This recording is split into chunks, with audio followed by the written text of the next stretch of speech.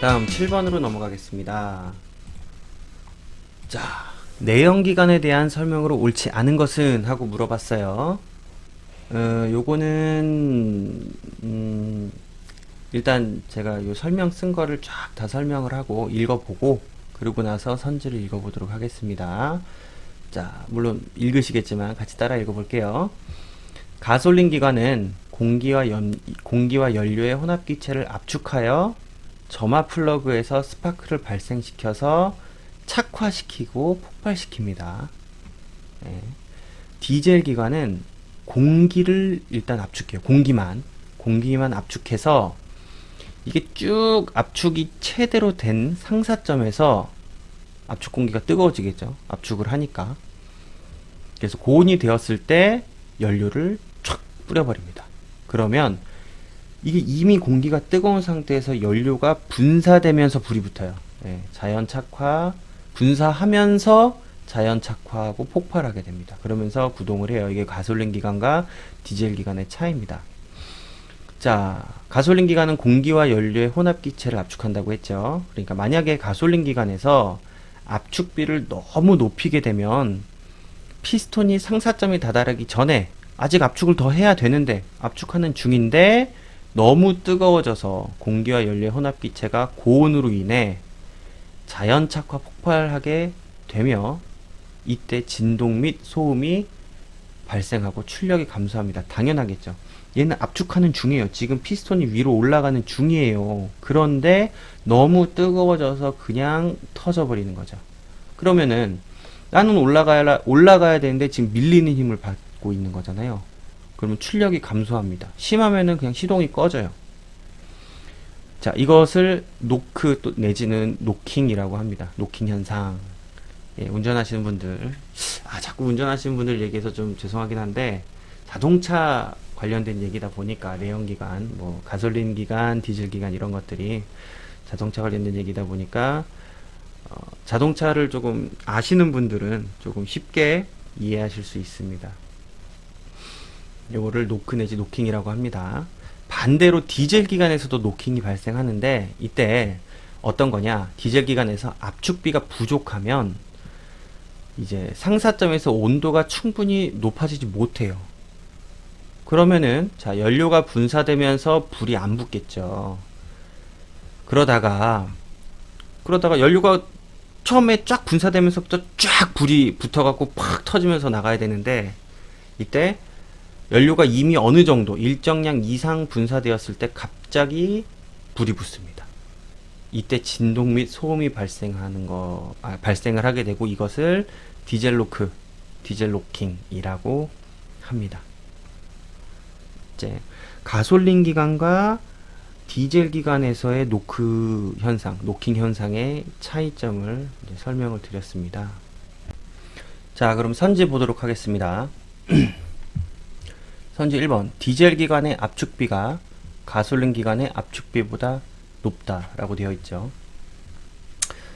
가솔린 기관은 노킹을 피하기 위해서 압축비를 일정 수준 이하로 만들어야 합니다. 위에서 봤죠? 어디 있냐? 만약 가솔린 기관에서 압축비를 너무 높이게 되면 피스톤이 상사점에 다다르기 전에 공기와 연료 혼합기체가 고온으로 인해 착화하고 폭발하게 되죠. 그러니까 가솔린 기관은 압축비를 너무 많이 높일 수가 없어요. 노킹을 피하기 위해서. 근데 디젤은 압축하는 중에는 노킹 상관없잖아요. 왜냐? 공기만 압축하기 때문에. 그래서 디젤 기관은 공기만 처음에 압축하기 때문에 그래서 고온을 만들어야 되죠. 그러니까 오히려 압축을 또 많이 해야 됩니다. 그래서 압축비가 비교적 높습니다. 이 비교적이라는 게 서로 가솔린 기관에 비해서 디젤 기관의 압축비가 높고 그런 뜻이죠. 1번은 가만히 있어보자. 디젤 기관 압축비가 가솔린 기관 압축비보다 높다. 그러니까 높죠. 맞는 말이 되겠죠. 다음 2번. 가솔린 기관에서는 노크를 저감하기 위해 실린더 최적을 작게 한다. 요게 이제 아까 설명에는 없던 내용인데, 자, 실린더 최적이 작을수록, 자, 동일한 최적이라면 형태가 구역에 가까울수록 화염 전파 거리가 짧아져서 노킹이 방지가 됩니다. 네. 화염 전파 거리가 짧아진다. 그러니까 폭발시키기가 조금 더 어렵게 된다 라고 이해하시면 됩니다. 자, 그래서 2번은 맞는 말이 됩니다. 다음 3번, 디젤 기관에서는 노크를 저감하기 위해서 압축비를 높인다. 예, 이거 맞는 말이죠. 자, 디젤 노크를 방지하기 위해서는 압축비를 높여서 상사점에서 압축 공기의 온도를 최대한 높여줘야 됩니다. 그쵸? 상사점에서 압축 공기의 온도가 충분히 높지 못하면 디젤 노크가 발생하기 때문에 3번 맞는 말이 되겠죠. 다음 4번. 자, 벤추리는 요게 내연기관인데 벤추리가 왜 나왔는지는 조금 의문인데 아무튼간 벤추리는 공기의 압력을 높이기 위해서 설치한 단면이 좁은 통로이다. 일단 틀린 말인데 보시면은, 자, 벤추리가 뭔지 혹시 기억나세요? 요거 유체역학에서 벤추리 나오는데, 자, 벤추리는 관의 단면적이 서서히 줄어들다가 다시 증가하는 형태입니다. 요때 요거 벤추리랑 비교해 갖고 오리피스와 벤추리 이렇게 비교해서 이제 유체역학에서 다루는데, 요거 한번 잘 모르시는 분들은 포털 사이트 검색해 보시기 바랍니다. 자, 어쨌든 벤추리는 관의 단면적이 감소하면서 작동 유체의 속도가 점점 빨라지고, 그렇죠. 관은 이제 단면적은 좁아지는데 지나가야 되는 작동 유체의 양은 정해져 있어요. 그러면 속도가 빨라질 수밖에 없겠죠. 좁은 부분에서 속도가 빨라지게 되겠죠. 그러면 압력이 낮아지게 됩니다. 그러니까 정압이 낮아지게 되죠. 베르누이의 정리에서 요거를 설명을 하는데, 자, 속도가 빨라지면 압력은 줄어든다. 엄밀하게 얘기하면 정압이 줄어든다. 조금 이제 뭐 리마인드 시킨다고 보게 되면 유치역학에서 식은 안 쓸게요. 왜 안 써지지?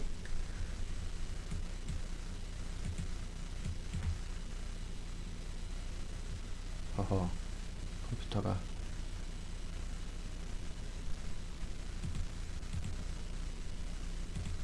잠시만요. 죄송합니다. 아이고, 꺼졌어.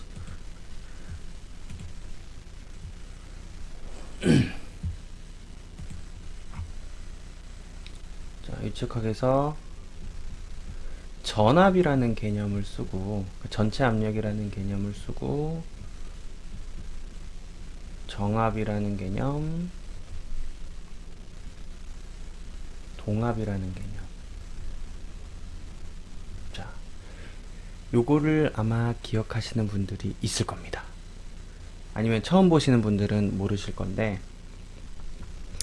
자, 전압은 얘는 일정하지요. 속도가 증가하게 되면 동압은 올라갑니다. 이건 저희가 측정이 되는 압력이 아니고 이제 어떤 개념상의 그런 압력인데, 속도가 올라가면 동압이 올라가요. 자, 근데 전압이 일정하죠. 그럼 정압이 어떻게 돼요?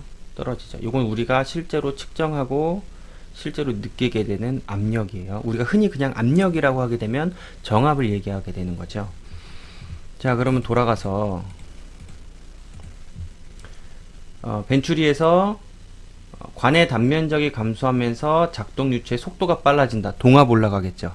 그러면 정압은 떨어지겠죠. 즉 압력은 떨어지게 되겠죠. 이 얘기입니다.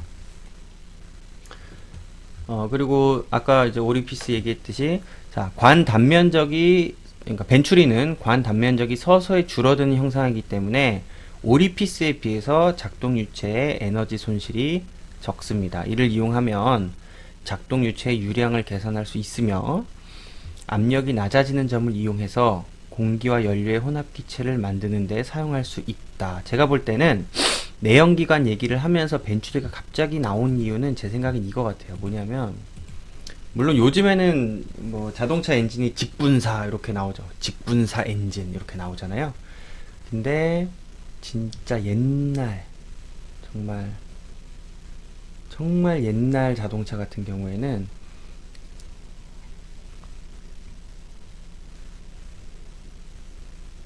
여기, 자, 진짜 옛날 자동차 엔진에서는, 자, 가솔린 엔진에서는 공기와 연료의 혼합 기체를 만들기 위해서 이런 방법을 썼습니다. 자, 여기가 공기 흡입구예요. 이쪽으로 공기가 지나갑니다. 자, 그러면 이렇게 벤추리를 만들어서 이렇게 좁은 단면적이 작은 부분에서는 공기가 이동하는 속도가 빨라지겠죠. 그럼 압력이 떨어집니다. 그럼 이렇게 빨대가 꽂혀 있어요. 이렇게 빨대가 꽂혀 있어서 여기가 연료가 되겠죠. 자, 연료가 이렇게 담겨 있어요. 그러면 이쪽에 공기의 속도가 빠르기 때문에 압력이 낮아져서 이쪽에 있는 연료가 빨려서 올라갑니다. 이렇게. 그러면은 공기와 연료의 혼합 기체가 만들어지겠죠. 그럼 이게 이제 엔진으로 가는 겁니다. 아마 제 생각에는 이것 때문에 벤추리 내용을 넣지 않았겠어요. 이건 뭐 100% 제 추측입니다. 잘 몰라요. 왜 냈는지. 자, 아무튼 그래서 답은 4번이 되겠네요. 벤추리는 공기의 압력을 낮추기 위해서 설치한 단면이 좁은 통로이다. 그러니까 맞는 말이 되겠죠. 4번이 틀린 말이죠. 그러니까 답은 4번이고요. 요거 조금 더 추가 설명하겠습니다. 가솔린 기관의 노크와 디젤 기관의 노크를 좀 표로 정리를 해봤는데요. 자, 가솔린 기관 노크는 점화 플러그에서 스파크를 발생하기 전에 불이 붙는 거고, 디젤 기관 노크는 연료가 분사되면서 착화하지 않고 나중에 연료가 어느 정도 일정량 이상 분사됐을 때 착화하는 거. 갑자기 많은 양의 연료가 동시에 빡 이제 착화가 되는 거예요. 불이 붙어서 터져 버리는 거죠. 자, 온도. 가솔린 기관 노크 같은 경우에는 실린더 내부 온도가 높으면 발생하죠. 그러니까 실린더 내부 온도를 낮춰서 방지해야 되는 거고요. 디젤 기관의 노크 같은 경우에는 실린더 내부 온도가 낮기 때문에 발생합니다. 불이 빨리 안 붙어서 실린더 내부 온도를 높여서 방지할 수 있겠죠. 자, 압력과 관련돼서 또 설명해 보자면, 가솔린 기관 노크는 실린더 내부 압력이 높아서 발생하는 거예요. 그러니까 이게 온도가 높고 압력이 높고, 이게 사실 압력이 높기 때문에 온도가 높아지는 거죠. 좀 따로 분류해 놓은 게 웃기긴 한데, 일단은 좀 온도와 압력 따로 설명하고자 좀 분리를 해봤어요. 그래서 실린더 내부 압력이 높아서 발생하기 때문에 내부 압력을 조금 낮춰주면 되겠죠. 압력 때문에 발생하는 게 아니에요. 압력이 높아서 온도가 높아지니까 발생하는 거지. 그러니까 압력을 낮추어서 온도를 낮추니까 방지가 되는 거죠. 얘도 마찬가지예요. 디젤 기관 노크는 실린더 내부 압력이 낮기 때문에 온도가 낮아져서 발생하는 거고, 그럼 방지하려면 내부 압력을 높여서 내부 온도를 높이면 방지가 되겠죠. 압력이 원인이고 온도가 결과, 뭐 중간 결과, 최종 결과는 노크가 발생하냐 안 하냐, 그렇게 되겠죠. 자, 그다음 발생 시점 봅시다. 압축 행정 중에 발생합니다. 실린더가 올라가는 중에 빵 터져버려요. 디젤 기관 노크는 폭발 행정 중 폭발이 늦게 됩니다. 얘가 이미 쭉 압축이 끝나고 상사점을 지나서 이제 내려옵니다. 피스톤이 내려오는 중에 폭발이 되는 거예요. 폭발이 늦은 거죠. 자, 그 다음에 연료는, 자, 가솔린 기관에서는 높은 온도에서도 불이 잘 붙지 않는 성질의 연료, 즉 옥탄가가 높은 연료를 사용해서 방지를 합니다.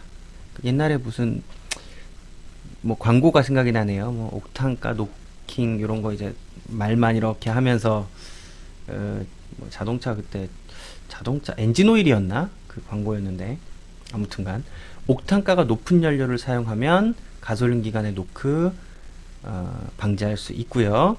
디젤 기관은, 자, 낮은 온도에서도 불이 잘 붙는 성질의 연료, 즉 세탄가가 높은 연료를 사용해서 방지를 하게 됩니다.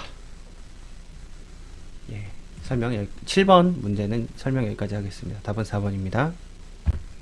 예, 다음으로 8번 넘어가도록 하겠습니다. 압출에서 발생하는 결함이 아닌 것은 하고 물어봤어요. 요거는 알면은 바로 풀 수 있고 모르면은 고민을 해도 답도 안 나오는 그런 문제죠. 이렇게 딱 이렇게만 나와 있어서. 자, 선지 1번 솔기결함. 솔기결함은 인발에서만 발생하는 결함입니다. 답 나왔죠? 답 1번. 예. 소지 길이 방향으로 흠집 아니면은 접힌 자국이 발생을 합니다. 요거 한번 이제 검색을 하셔서 그림을 찾아보는 게 좋을 것 같습니다.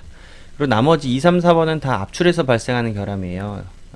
선지 2번 파이프 결함 보시게 되면 열간 압출에서 그 표면에 불순물이나 산화물이 소재 중심부로 끌려 들어가서 이게 쭉 압출을 하면서 다이를 통과하기 전에 있는 재료들은 막 뭐 표면 부분 속에 그 내부 부분이 막 뒤섞이게 되잖아요. 그때 표면에 있는 불순물이 내부로 끌려 들어가면서 내부에 빈 공간이 생깁니다. 근데 이 빈 공간의 모양이 여기 영어 이름 보면 잘 나와 있는데 뭐 테일 파이프 아니면 피시테일링이라고도 하는데요. 생선 꼬리 모양으로 이렇게 빈 공간이 생깁니다. 화살표 모양이라고도 볼 수 있고 아니면은 왜 우리 괄호 중에 꺾은 괄호 있죠? 물음표 옆에 있는 거, 키보드 물음표 옆에 있는 거 꺾은 괄호 그런 모양으로 이제 빈 공간이 생겨요. 그걸 우리가 파이프 결함 압출에서 발생하는 거고요. 온도랑 마찰을 낮추어서 방지할 수 있습니다. 그 다음에 선지 3번 쉐브론 균열. 자, 이거는 내부 균열이라고도 하고 내부에 화살촉 모양의 균열이 주기적으로 발생합니다. 다의 각도, 마찰, 불순물, 압축비를 줄여서 방지할 수 있습니다. 역시 그림 찾아보시기 바랍니다. 마지막으로 표면균열. 압출 속도, 마찰, 온도가 높으면 표면에 저결취성에 의해서 결정립계를 따라 균열이 발생한다. 저결취성이라고 되어 있는 거는 이제 강제를 이렇게 가열하다 보면은 얘가 빨갛게 달아오르죠. 빨갛게 달아올랐을 때 발생하는 취성이에요. 우리 일반적으로 취성하면 온도가 낮을 때 발생하는 걸로 이제 생각을 하는데 강제에서 저결취성, 청열취성 이런 내용들이 나옵니다. 재료 파트 공부를 하다 보면 네, 저결취성은 어쨌든 빨갛게 달아올랐을 때 발생하는 그때 이제 발생이라기보다는 빨갛게 달아올랐을 때 어떤 그런 성질을 띠는 거죠. 취성의 성질을 띠는 거죠. 저결취성에 의해서 결정립계를 따라서 균열이 발생하는 게 표면균열입니다. 답은 1번입니다. 다음으로 9번 문제 넘어가도록 하겠습니다.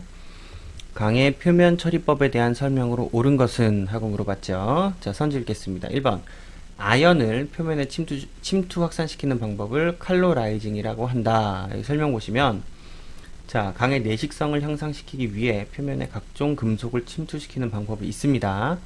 침투시키는 금속에 따라 아연, 징크는 징킹 이름 그대로 따라오죠. 알루미늄은 칼로라이징. 요 이름 좀 달라요. 이거 좀 구분해서 암기하는 게 좋겠습니다. 크롬은 크로마이징, 규소, 실리콘은 실리코나이징이라고 합니다. 그러면 1번 틀린 말이 되겠죠? 아연은 징킹인데 그리고 칼로라이징은 알루미늄인데 1번 틀렸습니다. 그 다음 2번 고주파 경화법은 열 처리 과정이 필요하지 않다라고 되어 있습니다. 근데 이게 좀 갸우뚱한 게 고주파 경화법이 뭡니까? 고주파를 이용해서 강의 표면을 가열하는 열 처리거든요. 좀 애매해요. 이게 무슨 말인지 명확하지가 않은 것 같아요. 일단 넘어가겠습니다. 애매하니까. 자, 3번 청화법은 침탄과 질화가 동시에 일어난다. 이거 딱 보면 맞는 말인 게, 자, 설명 보겠습니다. 청화법이란 강을 청화물 클로로아세토페논과 작용시켜서 침탄과 질화가 동시에 진행되는 표면 경화법입니다. 청화법은 침탄과 질화가 동시에 진행되는 거예요. 자, 요거의 특징은 균일한 가열이 이루어지기 때문에 재료의 변형이 적고 온도 조절이 용이하고 산화가 방지되는 장점이 있고요. 네, 대신에 비싸고 그다음에 침탄층이 굉장히 얕아요. 그리고 가스가 유독하다는 단점이죠. 매우 유독하죠. 체류가스 용액. 네. 3번이 맞는 말이 되겠습니다. 너무 맞아요. 침탄과 질화가 동시에 일어난다. 이건 뭐 빼박이죠. 4번. 요 뭐 답은 나왔지만 맞아 보겠습니다. 강철 입자를 고속으로 분사하는 쇼피닝은 소재의 피로 수명을 이거 증가시키는 건데, 그죠? 예, 강구, 숏을 가공물 표면에 분사하여 피닝 효과를 얻을 수 있습니다. 이게 피닝 효과가 피로 강도를 증가시키는 거예요. 그리고 얘가 이제 표면을 직접 물리적으로 때리고 지나가기 때문에 표면에 발생한 녹이나 아니면은 뭐 페인트가 발라져 있었다라고 치면은 페인트 같은 것도 다 벗겨낼 수 있겠죠. 그러한 세정 효과를 얻을 수 있습니다. 답은 3번입니다. 다음 10번으로 넘어가도록 하겠습니다. 네, 소모성 전극을 사용하지 않는 용접법을 모두 골라라 라고 되어 있어요. 다 봐야 되네요. 자, 기억, 일렉트로 가스 용접, 이거 설명하겠습니다. 자, 일렉트로 가스 용접은 이제 일렉트로 슬래그 용접이랑 비슷해요. 왜냐면 수직 용접에 사용하기 때문에 요거 다 포털 사이트에서 그림 찾아보세요. 이거 말로만 이렇게 되어 있으면은 이해하기 힘들고, 또 제가 뭐 어디 들어가고 검색하기는 조금 적절치 않은 것 같고요. 그리고 이제 보면은 이제 초록창보다는 미국의 포털 사이트 유명한 거 있죠? 거기서 뭔가 좀 더 많은 것 같아요. 정보들이 한글로 치는 것보다는 역시 영어로 쳤을 때 그림이라든지 아니면 뭐 위키백과라는 거 이용해 보시면은 또 동영상도 또 찾아볼 수 있죠. 이거 하는 거. 아무튼간 그런 걸 통해서 좀 이게 뭔지 좀 찾아보셨으면 좋겠습니다. 자, 아무튼간 수직 전용 용접이라는 점에서 일렉트로 슬래그 용접이랑 비슷한데요. 일렉트로 가스 용접은 아크를 발생시켜서 용접을 합니다. 이름에도 일렉트로 가스 용접, 아크 내용은 없네요. 넘어가겠습니다. 네. 순행 동판으로 둘러싼 용접 부위에 이산화탄소 등의 보호가스를 일단 주입을 하고요. 와이어 가이드를 통해서 소모성 와이어 전극을 공급합니다. 소모성 와이어 전극이니까 얘가 곧 이제 용재가 되겠죠. 이 전극 자체가 와이어와 모재 간에 아크를 발생시켜서 와이어와 모재를 녹여서 용접한다. 이거 와이어가 같이 녹아서 이제 용접되는 게 일렉트로 가스 용접.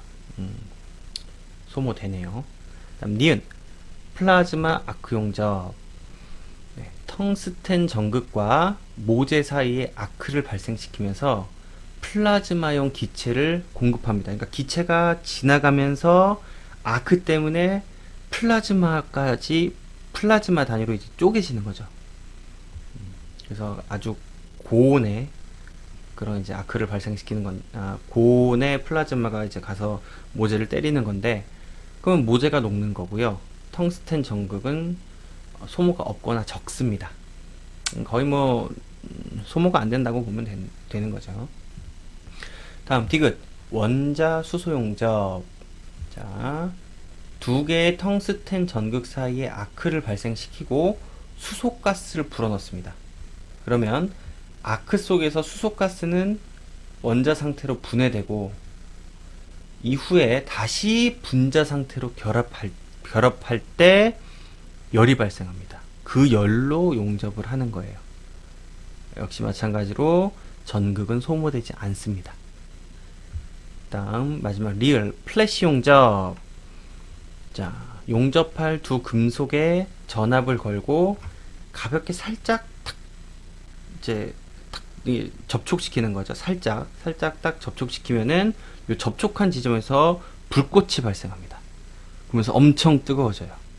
이때 양쪽에서 꽉 누르는 거죠. 급속 가열되고 이를 이용해 눌러 붙이는 용접으로 용접물이 직접 전극이 되므로 전극의 소모가 없다고 할 수 있겠습니다. 그렇죠? 그래서 공작물 자체가 그냥 전극이 되는 거니까. 그래서 답은 니은, 디귿, 리을 4번이 답이 되겠죠. 자, 다음 11번 들어가도록 하겠습니다. 예, 절삭 가공에서 절삭유의 일반적인 사용 목적에 해당하지 않는 것은, 절삭유의 사용 목적에 해당하지 않는 것은 물어봤습니다. 하나하나 읽어봐야겠네요. 1번 공구와 공작물 접촉면의 마찰 감소. 아무래도 기름 뿌리니까 마찰 좀 줄어들겠죠. 2번 절삭력이 증가한다.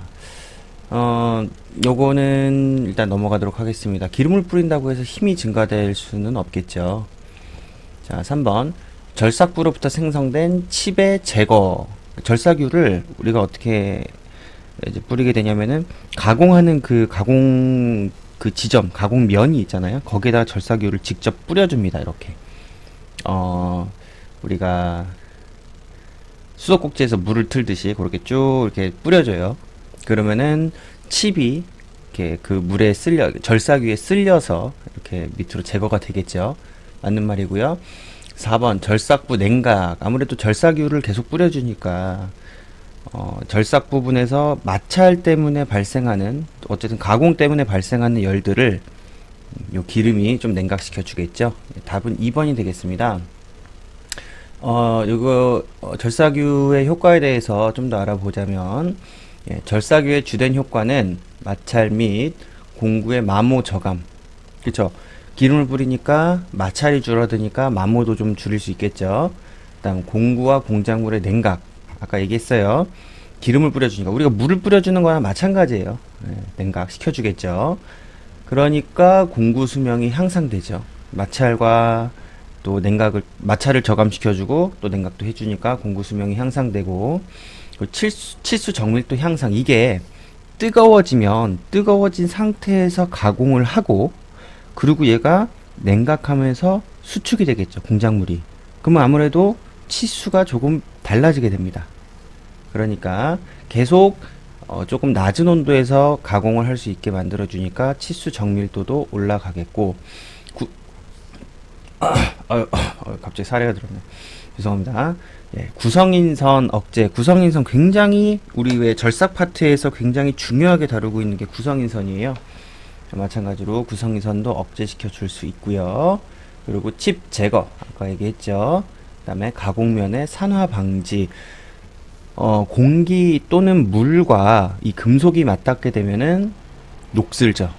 예, 좀 화학적으로 조금 고급스러운 말을 쓰면은 산화된다, 이렇게 얘기를 하는데, 아무래도 기름을 뿌려주니까 물이나 공기로, 그러니까 공기로부터의 직접적인 어떤 영향을 이 기름이 차단시켜 주니까 산화 방지를 해줄 수 있습니다. 제가 아까 2번 절삭력 증가해서 이게 약간 애매하니까 넘어가자라고 했던 이유가 뭐냐면, 기름을 뿌린다고 해서 직접적인 힘이 증가되진 않겠죠. 아무래도. 그런데 이게 조금 이제 몇 단계 건너서 생각을 해보면, 기름을 뿌리니까 마찰이 줄어드니까 기계가 가해주는 주분력은 동일하더라도 마찰이 줄어들기 때문에 결국 힘이 세지는 거 아니냐라고 또 이렇게 좀 확장해서 생각할 수가 있어요. 우리가 문제가 어떻게 나올지 모르기 때문에 별의별 생각을 다 해봐야 되는데, 이 문제에서는 1번, 3번, 4번이 모두 맞는 말이기 때문에, 2번은 절삭력은 공작기계의 주분력과 관련되기 때문에 절삭과 관계없는 것으로 생각하면 되겠습니다. 주분력 기억하세요. 주분력, 배분력, 이송분력, 이 세 가지가 있죠. 우리 선삭할 때. 아무튼 11번의 답은 2번입니다. 다음 12번 넘어가도록 하겠습니다.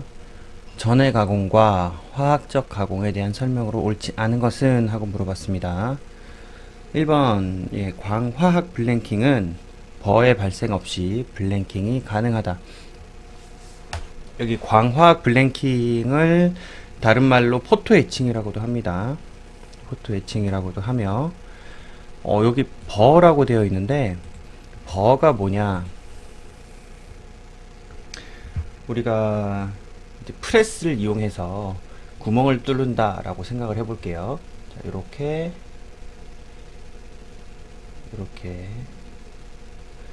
철판이라고 생각을 해주세요. 그래서 여기서 동그란 모양의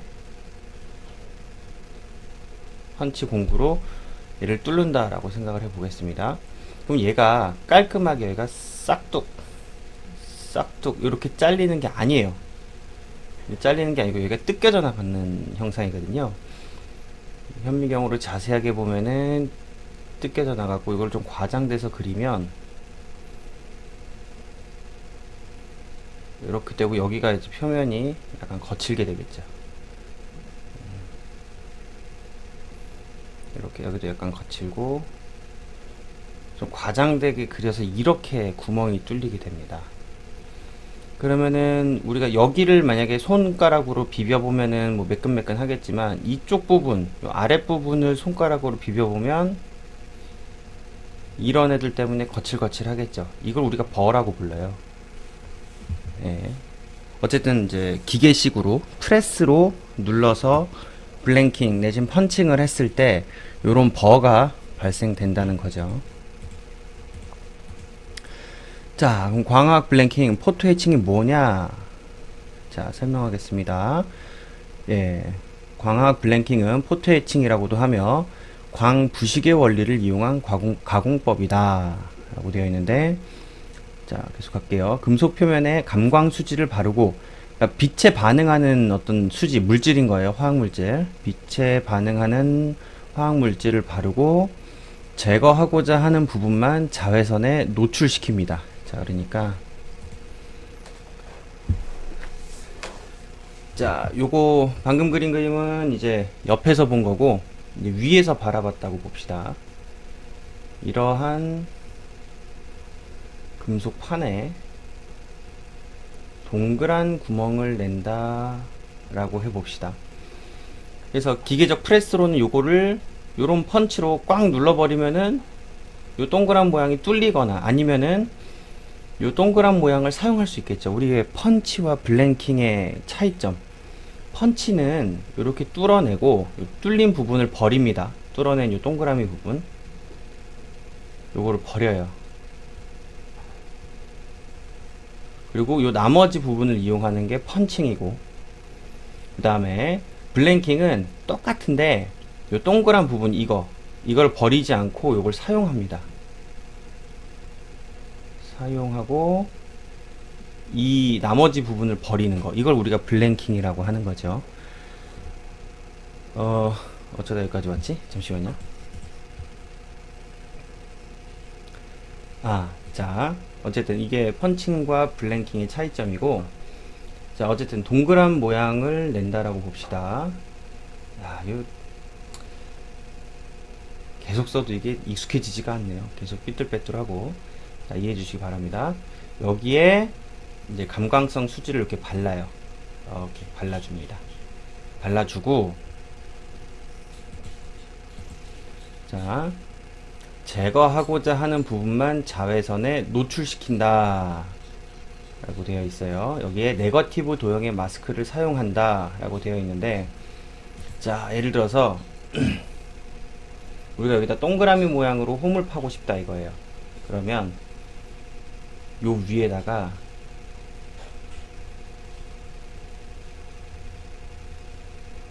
이런 모양의 덮개를, 마스크를, 이게 마스크예요.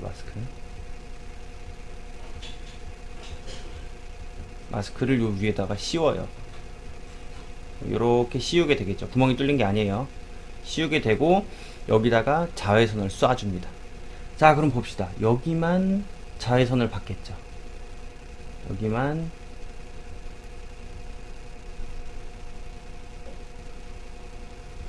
자외선을 받습니다. 나머지 부분은 받지 않아요. 그럼 자외선 받은 부분만 감광성 수지가 제거가 되게 돼요. 예. 그래서 자외선에 노출된 부분의 감광 수지를 제거하고 해당 부분을 부식시킨다 라고 되어 있는데, 여기는 자외선을 받아서 수지가 제거된 상태고, 나머지 부분은 수지가 그냥 발라져 있겠죠. 그 상태로 부식액에 그냥 담가 버리는 거예요. 그러면 요 부분은 금속이 그냥 노출되어 있기 때문에 금속이 그냥 부식이 돼 버립니다. 나머지 부분은 수지가 발라져 있기 때문에 부식이 되지 않아요. 오케이. 네거티브 도형의 마스크 요거 설명 빠졌네요. 다른 게 아니고 요 마스크 그러니까 우리가 원하는 모양은 동그라미인데 그거랑 반대되는 모양의 마스크를 사용한다 라는 뜻이 되겠고요. 부분을 부식시켜서 가공을 하는 겁니다. 수 마이크로미터의 미세하고 복잡한 가공이 가능하며 프레스 가공에서 발생할 수밖에 없는 버가 발생하지 않는다라고 되어 있습니다. 그러니까 미세하고 복잡한 가공이 가능하기 때문에 요즘 많이 쓰는 게 이제 반도체에서 많이 쓰죠. 이제 회로를 그 실리콘 위에다가 회로를 그려서 넣어야 되는데 아주 조그맣고 아주 이제 또 정확하게 만들어야 되기 때문에 그런 포토 에칭 방법을 사용하게 됩니다. 자, 아무튼 1번은 맞는 말이 되겠습니다. 어쨌든 버가 발생하지 않습니다. 그러니까 기계적으로 뭐 눌러서 뜯어내거나 자르거나 그러면은 버가 발생하는데 이거는 화학적으로 부식시키는 거기 때문에 버가 발생하지 않습니다. 마찬가지로 전해 가공이랑 화학적 가공 둘 다 버가 발생하지 않겠죠. 다음 2번 넘어가겠습니다. 화학적 가공에서는 부식액을 이용해 공작물 표면에 화학적 용해를 일으켜서 소지를 제거한다. 이것도 맞는 말인데 봅시다. 화학적 가공은 공작물의 일부분에만 보호막을 씌우고 부식액에 담가서 원하는 부분만 부식시켜 제거하는 가공법이다. 뭐 포토 에칭이랑 비슷하죠. 포토 에칭이랑 비슷한데 아무튼 2번도 맞는 말이고요. 3번 전해 가공은 경도가 높은 전도성 재료에 적용할 수 있다. 전해 가공은 뭡니까? 우리 왜 전기분해 우리 중고등학교 때 전기분해 실험을 하셨는지 모르겠는데 금속을 전해 용액에 담가서 전기를 흘려주면 금속이 녹죠.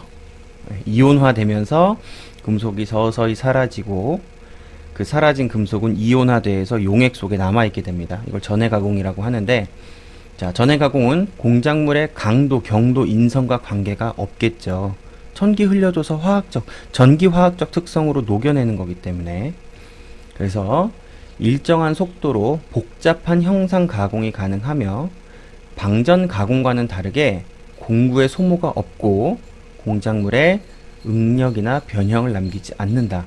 우리 왜 방전 가공과 구분을 해야 되는데 방전 가공은 전기를 흘려줘서 열을 발생시켜서 녹여내는 게 방전 가공이에요.